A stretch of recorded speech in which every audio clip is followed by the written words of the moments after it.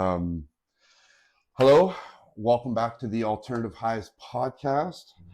I'm here today with Christine Burke.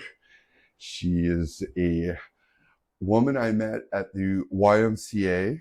I'm a big fan from the start because of your boys. Yeah. And then I met your husband, and I didn't even realize you guys were family for the first little bit. Yeah. You know, and you got. I always forget to mention you guys do have a daughter. The boys and me have such a special relationship, but it's been fun. She's in a class all her own. Yeah, I'll get the odd nod. Yeah. I'm like, hey man, that's cool. How old is she? She's 14. That's your youngest. Yeah. So, there's going to be a jump around here, but I'm going to ask you right away, what's it like with the first baby cub out of the nest right now? It's a little sad. That's a really good question, because as a mother with boys, especially, I was listening to a podcast a few months ago, and this woman was describing what it's like to be a mother of sons that grow up, and it's like a breakup. Mm-hmm. It's like a guy breaking up with you, because there's a break between, your son needing you, right, for all the things, right, and you being the light, right? And now, they grow into men, and you're still their mom, but they just don't need you like they used to need very you. Interesting. And it's I keep hitting my microphone. You're good.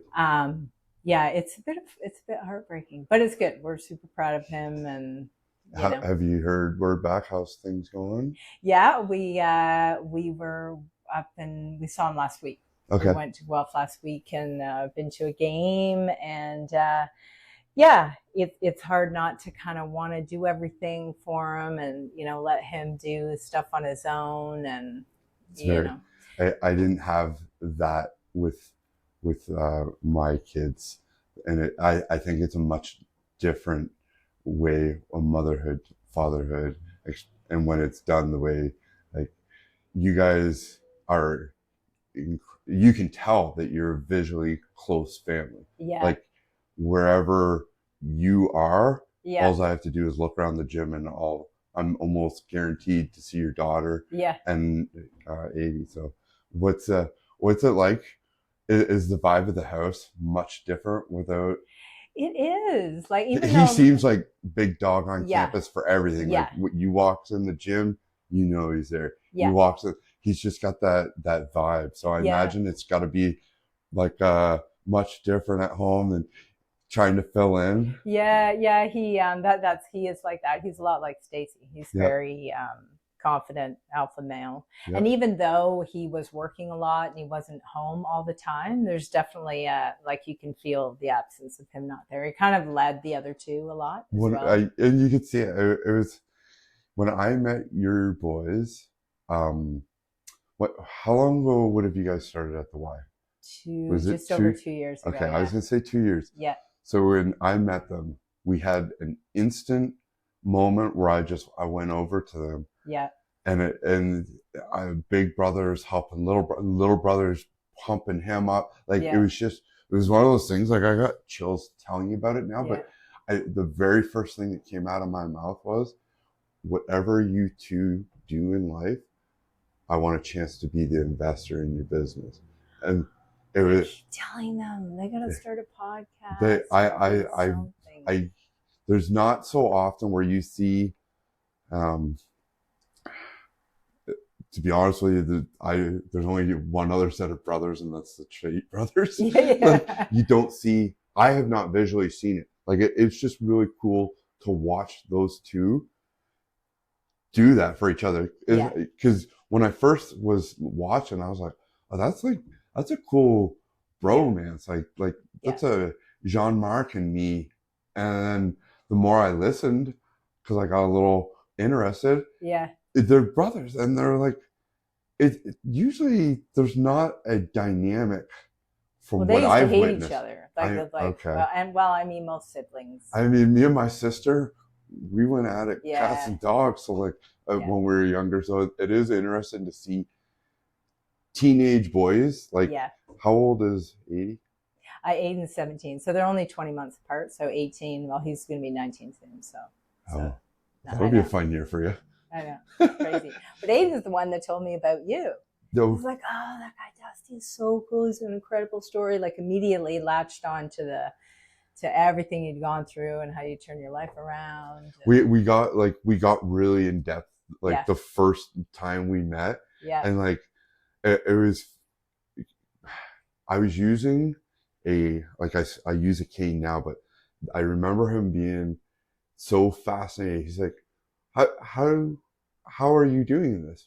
What? Yeah. I was like, man. Aiden was asking you that? Yeah, he was fascinated.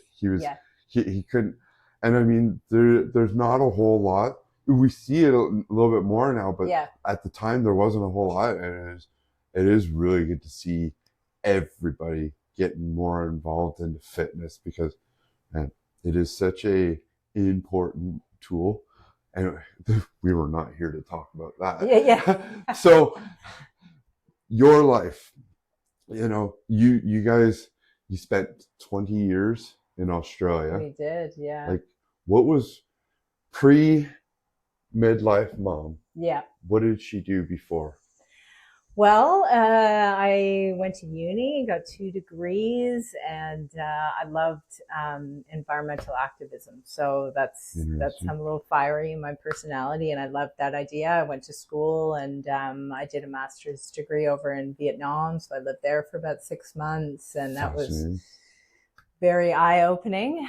In which way? Like Vietnam, when people say, I've never even researched, so tell me about Vietnam. 6 months doing a course. Is it in English, or are you learning everything? Well, so it was eye-opening because it's a third world country, right? And so I'd never actually been in a third world country like that, right? Okay. So you arrive there and it's like down to absolute basics, right? A lot of poverty. Different language. I was working through an institute there to do this research that I was doing. So I was working with, a professor like at a school there, right? Okay. So, and I had, I hired students, right? And their English was pretty good. So, I helped them with that. But I did a lot of interviews. We rode around on motorbikes and went and just, interviewed people. It was all about, the informal system of how they recycle and reuse everything over there. Okay. That in itself is fascinating. Really? Right? Because they just don't have the technology. Now, this was almost 30 years ago. So it was a while ago, right? But it was incredible. And then we traveled in China for a little bit. And then I met Stacy after that. And was Stacy... Where did you guys meet in between all your worldly travels? Well, I was a patient at the chiropractic office where he was working. Yeah, okay. Yeah, so it was all on the up and up. But it's funny that you had to say that. It did not go there, but it's very interesting. Yeah. So here then. No, in Toronto. Right. So is that where you're from? Yeah. So I was born and raised in Toronto. No kidding. And Stacy was from here, obviously went to school in St. Louis, and he connected with a chiropractor in Toronto, and that's where he was practicing for a while. So that's where we met. Okay. There's a bit of back and forth, whatever. He went down to the States, and then he decided to go to Australia. He traveled there when he was younger. And then I followed him for a year, and then we kind of broke up for a little while, and then to my parents' absolute dismay, I said, I'm going to go over there and move to Australia. So yeah, that is wild. 22 years. So we've got a lot there. Toronto to here, do you love it? Do you not like it? I really do. You do, eh? I do. I've always wondered how I would feel moving. I kind of want to try what it's like. I grew up in a place of 3,300. This to me is a monster. I want to see what a bigger monster like Toronto would be like living in. Well, when I grew up there, we lived in a suburb, right? So Bayview and Eglinton, so not right downtown, but it kind of felt like a bit of a small place. So in Australia, when you went there, were both your degrees done before you went to Australia? Yeah. Okay. Yeah. So when you got to Australia, did you have a game plan, or was it just Well, fly by the seat of your pants? Well, I was like, I got to figure out what I'm going to do over there for the first little while, Yeah. and so I can be with this guy. Yeah. Don't recommend that, by the way.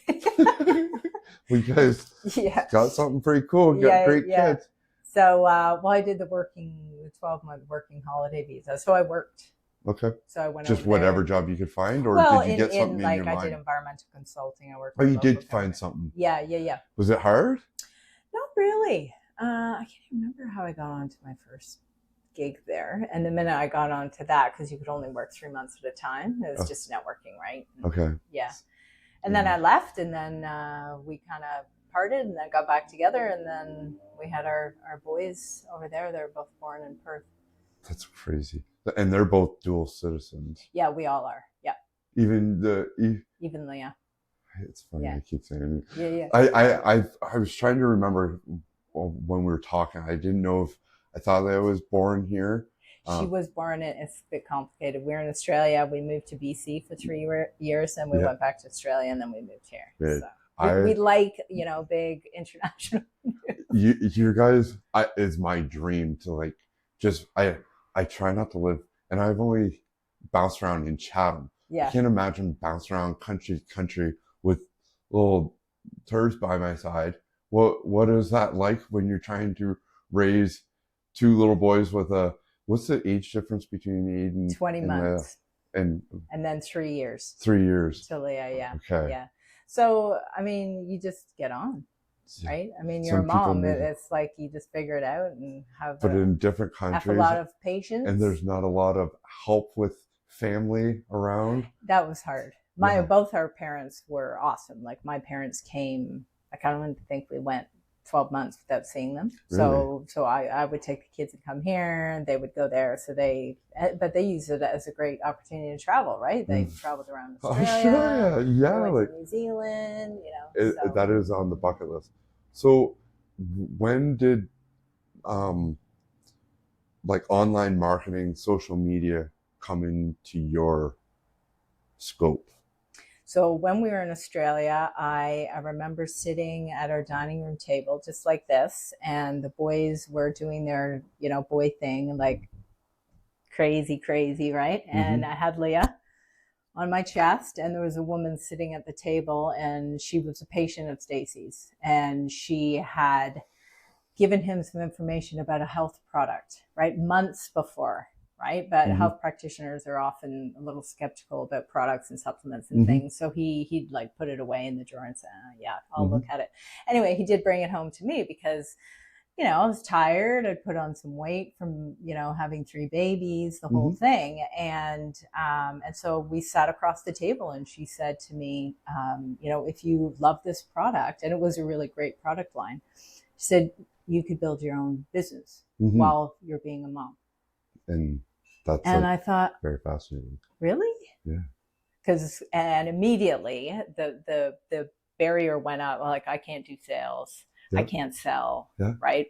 I was like, ooh, super shy, but it excited me because I'd already made a decision that I wasn't going to go back to work. I wanted to be a mom. I wanted to be I wanted to take my kids to school every day. I wanted to be at every single game. That's what I wanted. Yeah. It's like no one else is going to raise my kids. Now that that's a bit of a luxury. I don't know. We were able to do it, but that's what I wanted. That's what you want to do. And I just remember her saying, well, you can build your own thing. And I thought, wow. So that was probably, 15 years ago. And I got into network marketing. That's where my whole business experience started. And it was awesome. It was amazing. At what point did you transition your network marketing into content creating through your multiple platforms? Yeah. So. Or was that was all one thing? Like, well, did it go? Well, social media became a thing.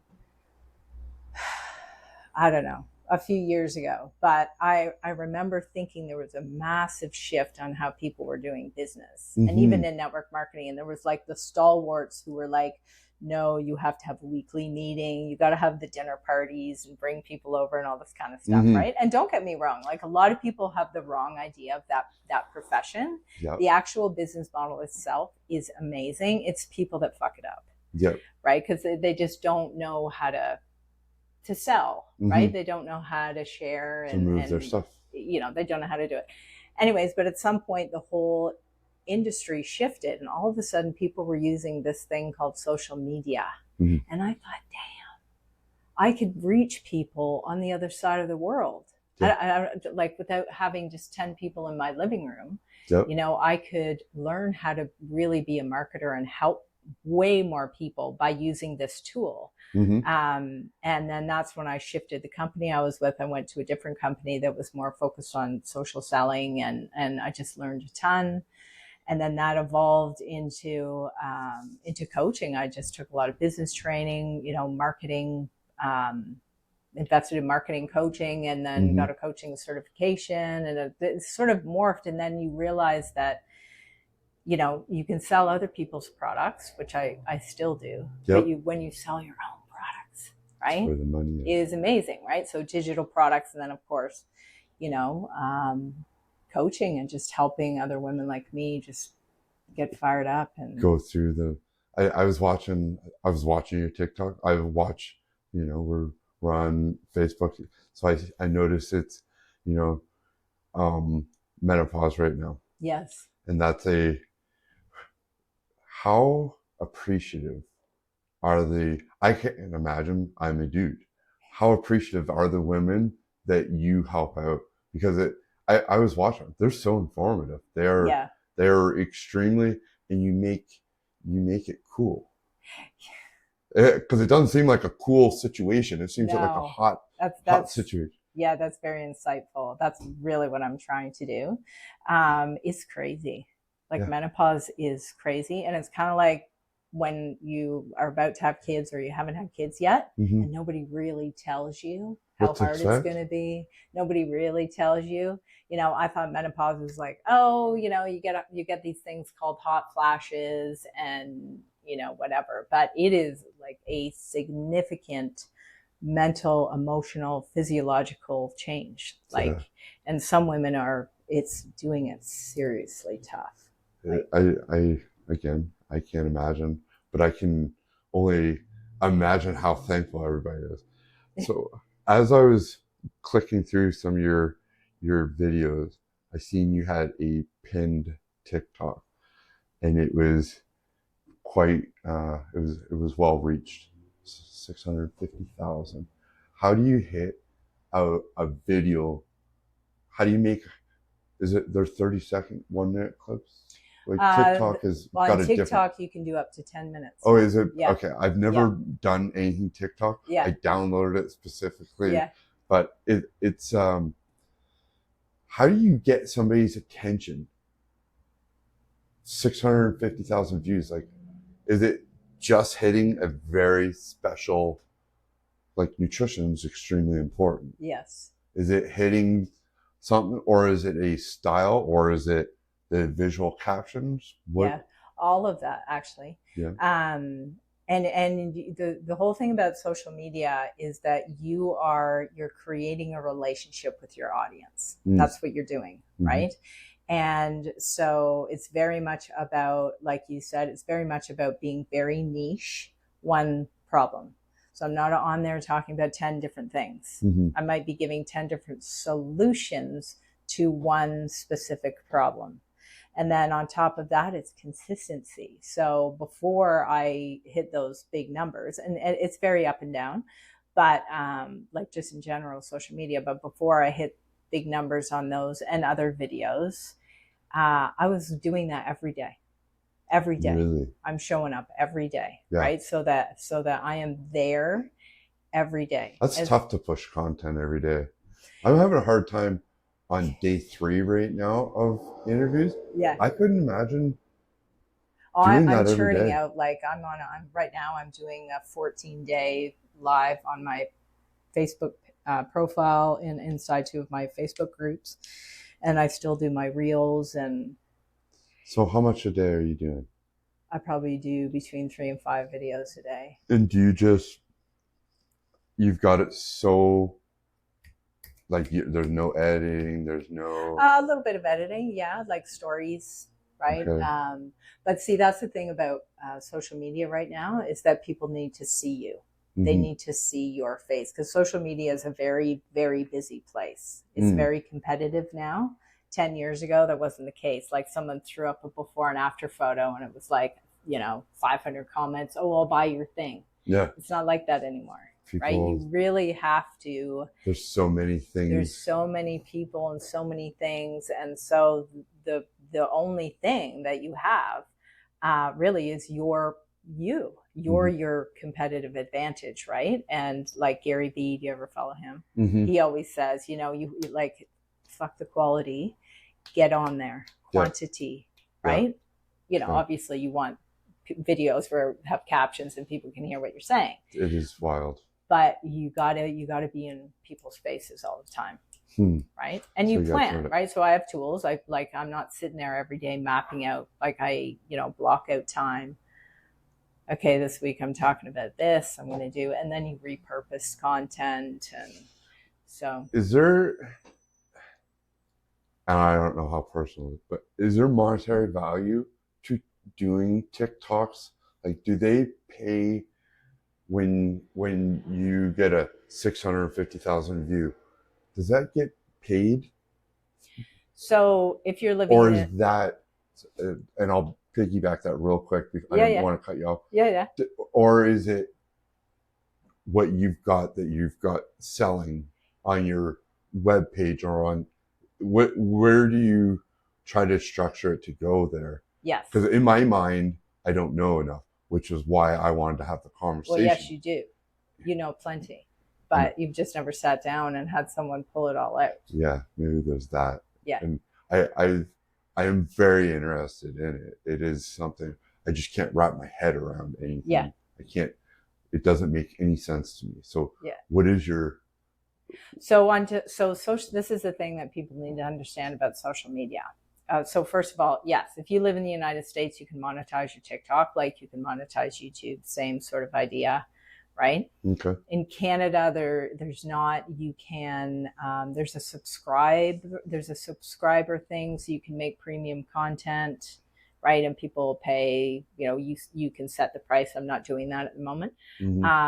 But the whole point of social media is so all those, not the whole 650,000 views, but probably about 2,000 of those people, I've captured them. I've got them off of social media and onto a list. Okay. Right? Because I don't own those leads on social media. So there's lots of conversation, talking in Messenger. Yes, about me as a coach, products I rep, programs I do. It all depends on what the person's looking for. Right? Okay. But you don't own anything that you have on social media. Why can't you monetize? Why in the States and not Canada? It's just different. Really? The rules are different here. Freaking Canadians. Yeah. In the States, there's a new thing that's similar to like the Amazon influencer thing in the States. But in Canada, I'm pretty sure that's the only thing that you can monetize. But see, you don't need to really. You got to get the leads off of there anyway. Okay. Right? Like, if you're going to give somebody, like, what would your top 3 strategies to somebody starting in social media? Well, the first tip would be, and I always think about the midlife woman, right? But this is the same for anybody, right? Okay. Is number 1 is you need to build a brand, right? So we're in the era now where if you want to do anything, you got to build a brand, right? Because it's the brand, it's someone's brand that speaks to people. People's brands are what people are attracted to. And your brand is not just fancy colors. It's you, it's your mission statement, it's why you do what you do, and it's the problem that you solve. That is your brand for a particular person. That's number 1. Number 2 is, like I was saying, you need to get your face onto social media, right? And it scares a lot of people. Is that even people that are, use me as an example. Yeah. Is that me doing what, like little 30-second blurbs Absolutely. about what I'm doing that week? Do you want to blow up this podcast and your TikTok? You should be on the other platforms. Okay. Yeah. Okay. So number two, and a lot of people are overwhelmed, understandably. There's TikTok, there's Instagram, there's Facebook, there's Threads, there's you could YouTube. repurpose some of the videos. Yes. To the shorter reels. No. Yeah, like you can take clips. Okay. And create reels. You can take clips from a YouTube video and put that, like, use that for on TikTok, right? Yeah. But if someone's starting out, I would just say start on one platform, like where most of their people are hanging out. Yeah. Right. Some people really gel with Instagram, right, which is very different from Facebook, for example. Do you notice that's a generation thing?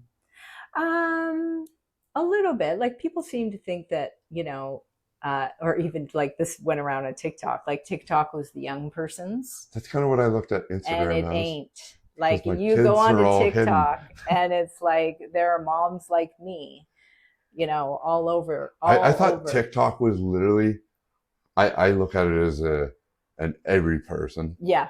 And the way Facebook was like, moms and dads, we over here hanging out, and Instagram's where our kids are hanging out. It's all owned by the same company. Yes. So I was kind of where I sat with it. That's funny. Each platform has a different feel. But TikTok is crazy. Like, it's crazy. But see, the thing about TikTok that can be very profitable is that people are on it all the time. Yeah. Like I'll put a video up and it's like within 5 minutes, there's, 500 views. That's wild. They're on it. It's a search engine. It's just, and TikTok is what kicked off this short video, which now we see everywhere. Yeah, right? I was going to say, nobody had reels before. Yeah. And because nobody's attention span is longer than mine literally only got broken because of these reels. Now I can't even stand, I don't think that TV's been on very much lately, but it is. So tell me a little bit about the Midlife Mom. What brought you to that, and how long? Like, because it wasn't always a Midlife Mom. No. It was, I was just watching this and I seen, what were Ignite Your Inner Bliss? Yes. Yeah. So that was kind of, and that Stacy came up with that name. Yeah. Yeah.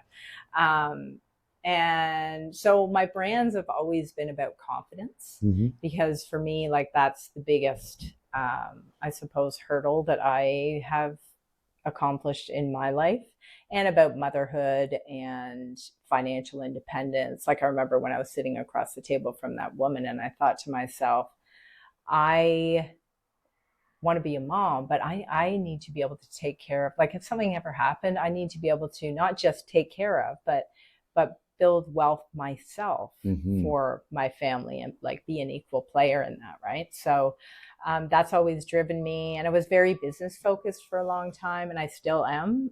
Like, I love social media strategy, but I hit 50 and started into menopause, and it's such a unique time as a mom to have teenagers. And I just felt really called to serve this woman who was going through this period of time that's such a massive transition.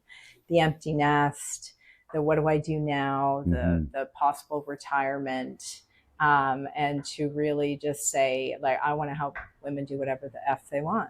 Yeah. Right now. Like, now is your time. You have served and served and served and served. Amazing. Which is awesome. It is really awesome. Like, I am grateful. Inner side, I'm like super happy right now. I'm and I grateful. can see how happy you are. Yeah, and like, I just don't want that to sound like, like I'm a victim. I'm not a victim. I chose it, and I'm so grateful that I had the opportunity to be present. Yeah. It's tough. Right. And a lot of women do that and work at the same time in their moms. Right. Yeah. And that's tough too. Yeah. So I just, like, I really want to help. Like, I have a client right now who's amazing. And, she's like starting over, at 55. Yeah.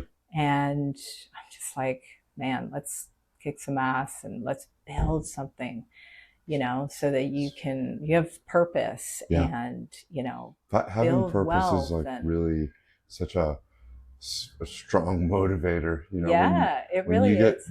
this summer, I found myself very unmotivated, very unpurposed. Yeah. I got hurt again, and I fell into the rut. But you know, I flipped. I'm trying this podcast thing out. It is a little trickier than I anticipated. I've given myself some time, some leeway, but it's learning from everybody. I really do appreciate everything that you teach me and tell me, and like there's so many people in our community that are so willing to help. I was really surprised because I was like, starting this, I don't 10 years ago, you weren't going to jump on and talk to me. You were like going to walk past me and so it's a much different time. Well, it's amazing when you declare, like when you declare to the universe or God or whatever, and you're really sure, and your energy speaks to that of what you really want to do, and you really want to impact people. People will come and help you. What's future plans? Well, I am loving coaching right now. I'm loving working one-on-one with people. Mm-hmm. I'm kind of, going back into some social media strategy, which is awesome because there's a lot of people moving into this space right now. They're like, ooh, online business. Like there's so many options, right? Mm-hmm. And so I really want to help, women start off right and be able to, build a brand and really be effective on social media. Besides that, I'm going to start my own podcast before the end of the year. That's exciting. I'm about to publish a book. I'm going to launch a new course in November. It's amazing. And just keep going. What's the course? I'm calling it the Core 4. I came up with this Midlife AF the other day, and I just thought, that's it. It's like midlife. Yeah. That's like, this midlife mom, but so that's sort of influencing everything that I'm doing right now. And so the one of the biggest things around health for a woman like me in your 50s, and it is a big deal because that's one of the things when you hit menopause, weight gain, can't sleep, like the health becomes a big deal, right? And the debate around HRT or no HRT is huge. Like I've literally spent the last 12 months just diving into the conversation on this. It's really fascinating, actually. But I'm really passionate about, the fact that we need to get these core 4 fundamentals of our health like nailed, regardless of whether you're going to do HRT or bioidentical or whatever you're going to do. And you can solve a lot of problems by What's HRT? Hormone replacement therapy. So it's because estrogen drops in menopause, right? And so a lot of women take the pharmacological route, which is hormone replacement therapy, which is it's a pharmaceutical drug, right? But it's basically giving you estrogen and saying, actually, let's put some estrogen back in your body and see if we can. I'm in the human growth hormone world myself. Yeah. So I do understand reasons behind certain things. So yes. I'm a fan. I find it really interesting because for me, I've always, and I mean, if we are supposed to go through menopause, right? If our estrogen is supposed to decrease as we age, then isn't it a normal, like, shouldn't our body just be adapting to that? That's the question that I always ask, right? And then my mother says to me, well, our women are supposed to have babies, but sometimes complications happen and they have to go to the hospital. I was going to say, are they in comparison to to what time and era? Because I mean, everything has changed so much to what we ingest, digest, and so there's sort of some big criteria bangers out there that are messing with the insides of us. You said you were putting a book out this year? Yes. What's the book? Well, you kind of blew past it. What's that? I was gonna say, are we gonna call it podcast I for think it. I call it midlife AF. I Yeah. don't know. It's really everything that I've been talking about. You're hitting the market. You're doing what you say. And Yeah. yeah, I Yeah. like it. And it's I love to write. You know, I've been creating so much freaking content for the last 15 years. And I just have a lot of stuff. And I want it to be not a medical book, right? You have to be careful about, you know, I'm not dispensing medical information. So it's not just about menopause, but it's really like a playbook for how to kick ass in midlife, really, Love you know, it. on all fronts. So We'll have to get together after you release the core, yeah, the I would love book, that. and see how everything took off. Yeah. I talked to your oldest at Christmas time. He said he'd come on, so maybe we'll just do a family reunion. You, Stace, and your boy. Yeah. The four of us will all just chop it up. Yeah. But I really appreciate today. Absolutely. I really appreciate you giving this information. Moving forward, I want to work together with you on stuff. And yeah, absolutely. it has been a blast knowing you and your family, and I just really appreciate you raising those. I'm going to say 3 kids this time. I've only got knowledge of your boys, and they are gentlemen. They are what boys, young men should aspire to be like, because they're so great. So, that's so good to hear. Yeah, as a parent, I really it's like, I hope my kids polite and all they're the things. yeah, behind closed, whatever they say, they help me move in here. Yeah, they're just great kids. But thank you very much, and we'll get together later in the year. Absolutely. Okay, thank you.